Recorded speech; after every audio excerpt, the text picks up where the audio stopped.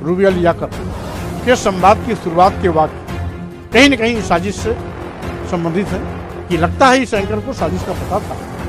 Anchor ने पहला सवाल मुझसे पूछा, आपको घर से ताज होटल पहुंचने में कोई परेशानी तो नहीं हुई? पहले स्वामी प्रसाद मौर्य साहब, आपका ताज तक का सफर ठीक रहा? तब तो दूसरा प्रश्न आ गया, मौर्य जी आप जहाँ से चले यहाँ आप सकुशल आ गए? आप जहाँ से निकले, जहाँ पहुँचे, सफर आपका बढ़िया था? इसलिए मैं बड़े विश्वास के साथ कह सकता हूँ कि संदिग्ध भूमिका की जांच होनी चाहिए। उन लोगों ने नारा दिया जय श्री राम जय श्री राम। विरोध में मेरे समर्थकों ने वहाँ पर नारा दिया जय संविधान जय भीम, जय संविधान जय भीम। दोनों तरफ से हाथापाई हुई। ये तो बात अच्छी है कि उनके समर्थकों से ज़्यादा हमारे समर्थक थे, इसलिए उनके मंसूबे धरे रह गए। अपने समर्थकों के माध्यम से ये भी पता लगा कि लोग तलवार भी छिपाए हुए थे। हमें तो अब ये विश्वास हो गया कि मेरी हत्या की साजिश में कहीं न कहीं प्रत्यक्ष अप्रत्यक्ष रूप से भाजपा सरकार भी शामिल है। किसी ने सिर काटने, किसी ने सर तन से जुदा करने, किसी ने जीभ काटने, किसी ने हत्या करने की बात की।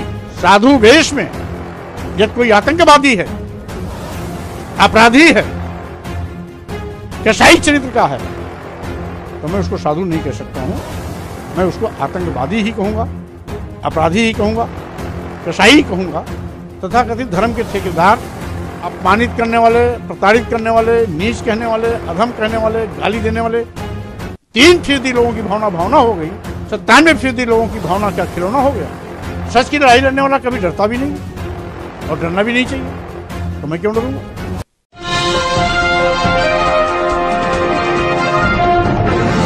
नमस्कार साथियों, मैं हूं विनीत और आप देख रहे हैं नेशनल जनमत।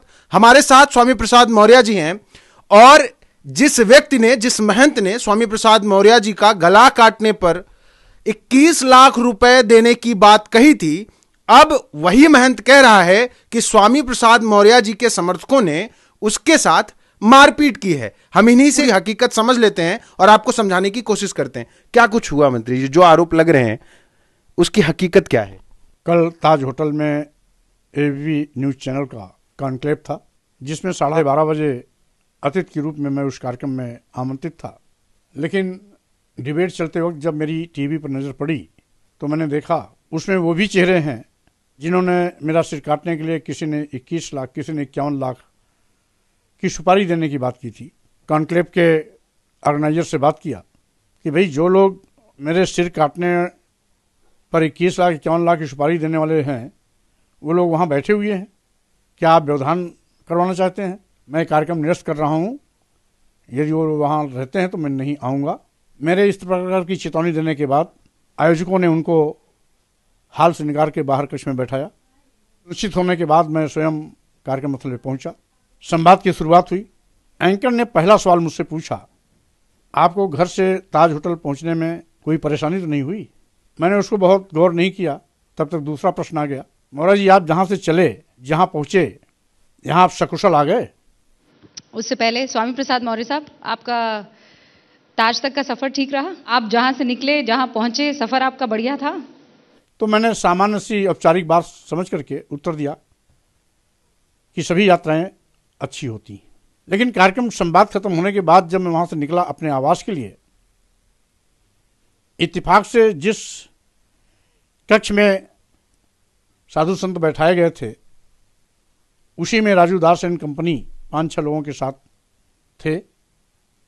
इनके दरवाजे से जैसे ही 2-3 कदम में आगे बढ़ा तब तक इनका दरवाजा खुला। एकाएक दोनों हाथ फैला करके मेरी ओर दौड़ने का प्रयास किए। चूंकि मौके पर मेरे समर्थक ज़्यादा थे इसलिए ये मुझ पर तक नहीं पहुंच पाए। मैं चलते चलते इनकी आवाज़ सुन रहा हूं। इन लोगों ने नारा दिया जय श्री राम जय श्री राम। उसके विरोध में मेरे समर्थकों ने वहाँ पर नारा दिया जय संविधान जय भीम, जय संविधान जय भीम।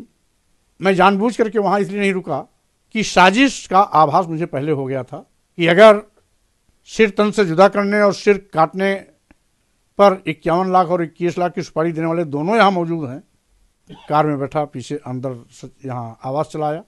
ये जानकारी बाद में मिली कि मेरे कार्यकर्ताओं से ये लोग उलझे, जिसमें दोनों तरफ से हाथापाई हुई। लेकिन घटनाक्रम क्या हुआ वो सीसीटीवी कैमरा जो ताज होटल का है उसमें सब कैद होगा कि ये घटना होने के बाद जब मैं आवास आया तो मुझे आभास हुआ कि एबीपी की एंकर ने मुझसे ये क्यों पूछा था कि घर से ताज होटल तक आने में आपको कोई दिक्कत तो नहीं आई। तो मेरा माथा ठनका कि लगता है इस एंकर को साजिश का पता था और उसके शुरुआती दौर के ये शब्द वाक्य और बाद में हुए घटनाक्रम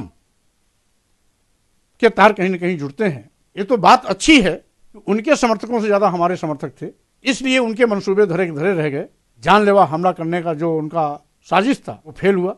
बाद में समर्थकों के माध्यम से ये भी पता लगा ये लोग तलवार भी छिपाए हुए थे। यद्यपि साधु संतों का संवाद 2 बजे के बाद था, मेरा संवाद 12:30 बजे था। ये सुबह 11 बजे से वहां पर तैनात थे। अगर 2 बजे के बाद इनका संवाद था तो सुबह 11 बजे 10:30 बजे से उपस्थिति इनकी इसी सुनियोजित साजिश के क्रम में रही है। मतलब आप ये आरोप लगा रहे हैं कि अब सरकार जो है वो मीडिया के जरिए अब तक आप पे वैचारिक हमला तो करती ही थी, लेकिन क्या मीडिया की सहायता से सरकार आप पर शारीरिक हमले भी करवाना चाहती है? बहरहाल मैं पूरे मीडिया को तो आक्षेपित नहीं कर सकता हूं, लेकिन इतना जरूर है कि एंकर रूबिया लियाकत संवाद की शुरुआत के वाक्य कहीं न कहीं इस साजिश से संबंधित हैं। इसलिए मैं बड़े विश्वास के साथ कह सकता हूं कि संदिग्ध भूमिका की जांच होनी चाहिए। हमने इस आशय की सूचना पुलिस कमिश्नर लखनऊ को रात में ही दे दिया और साथ ही साथ सुरक्षा व्यवस्था बढ़ाने की बात की है। और हमें तो अब यह विश्वास हो गया कि मेरी हत्या की साजिश में कहीं न कहीं प्रत्यक्ष अप्रत्यक्ष रूप से भाजपा सरकार भी शामिल है, क्योंकि मैंने देखा था किसी शख्स ने अपने जन्मदिन पर बर्थडे केक तलवार से काट दिया था, जो वायरल हुई थी कि तलवार से केक काटने वाले के खिलाफ कार्रवाई हुई थी, जेल भी गया था।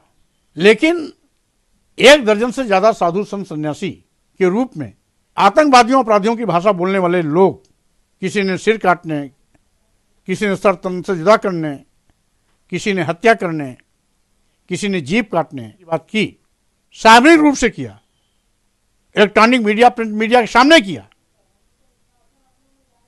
मैंने सुरक्षा के बाबत भेजे गए पत्र में सभी का उल्लेख भी किया, लेकिन किसके खिलाफ कार्रवाई न होना उनके हौसला को बढ़ाने जैसा है। और साथ ही साथ सरकार की मौन स्वीकृति है इन हत्या की साजिश करने वालों के साथ, तो कहीं ना कहीं खड़ी दिखाई पड़ रही है। अन्यथा जब बर्थडे केक तलवार से काटने पर उसके खिलाफ कार्रवाई हो सकती है, तो मेरे फोटो को तलवार से सार्वजनिक रूप से काटने, 5 लाख की नई तलवार खरीद के रखने, हत्या करने वाले को किसी के द्वारा 51 लाख, किसी के द्वारा 21 लाख रुपए फिरौती देने, हाथ नाक कान काटने की बात करने वालों के खिलाफ अब तक एक नहीं कई मुकदमे दर्ज हो गए होते। यह स्वाभाविक रूप से मेरे हत्या की साजिश करने वालों को सह है, उनको संरक्षण है। सही बात तो यह है कि कुछ लोग धर्म की आड़ में देश की महिलाओं, आदिवासियों, दलितों, पिछड़ों को गाली देना, नीच कहना, अधम कहना, प्रताड़ित अपमानित करने की बात करना अपना जन्मसिद्ध अधिकार मानते हैं। जब हमने इनके सम्मान की बात किया तो मानो जैसा कोई पहाड़ टूट गया। इसलिए ऐसे ढोंगी बाबा साधु संत जो साधु वेश में अपराधी हैं, आतंकवादी हैं, उनका असली चेहरा बाहर आने लगा। इस बात का बड़ा दुख है कि देश की महिलाओं, आदिवासियों, दलितों, पिछड़ों के सम्मान की बात करना क्या कोई अपराध है क्या? अगर पहले कोई परंपरा चली आ रही थी तो भारतीय संविधान आने के बाद वो परंपरा आगे चलेगी कैसे? लेकिन साधु वेश में यदि कोई आतंकवादी है, अपराधी है, कसाई चरित्र का है, साधु नहीं कह सकता हूं, मैं उसको आतंकवादी ही कहूंगा, अपराधी ही कहूंगा, कसाई ही कहूंगा। ये जिस तरीके के हमले आप पर लगातार हो रहे हैं, चाहे आपकी गाड़ी पर स्याही फेंकना हो, काले कपड़े फेंकना हो, और अब इस तरीके का एक वाकया आपके साथ आ रहा है, क्या आप ये आवाज दबा सकते हैं ये लोग इस तरीके के कुछ काम करके आगे क्या? कुल मिलाकर के तथाकथित धर्म के ठेकेदार अपनी भावना का रोना रोते हैं। क्या अपमानित करने वाले, प्रताड़ित करने वाले, नीच कहने वाले, अधम कहने वाले, गाली देने वाले 3% लोगों की भावना हो गई, 97% लोगों की भावना क्या खिलौना हो गया? मतलब आप इनसे डरने वाले नहीं है? सच की लड़ाई लड़ने वाला कभी डरता भी नहीं और डरना भी नहीं चाहिए, तो मैं क्यों डरूंगा? स्वामी प्रसाद मौर्य जी साफ तरीके से ये बात समझा देना चाहते हैं कि आप चाहे जो करिए, जिस भी तरीके के आरोप प्रत्यारोप लगाइए, और चाहे आप गुंडई पे उतर आइए, ताज होटल में फरसा लेके घुस आइए, लेकिन हम डरने वाले नहीं हैं। यह आंदोलन चलता रहेगा और दलित, पिछड़े, वंचित, शोषित और नारियों की आवाज स्वामी प्रसाद मौर्य जी उठाते रहेंगे। बने रहिए हमारे साथ। धन्यवाद।